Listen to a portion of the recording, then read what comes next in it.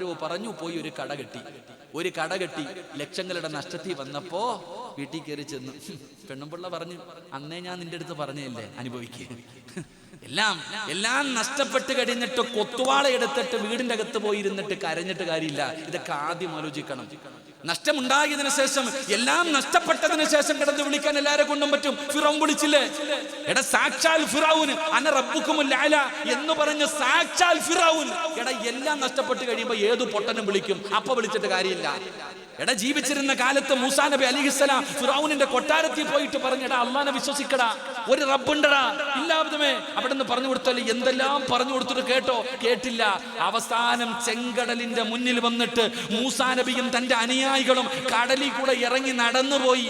ആ വെള്ളത്തിന്റെ അകത്ത് മുങ്ങിച്ചാകാൻ നേരത്താവും വിളിക്കണേ.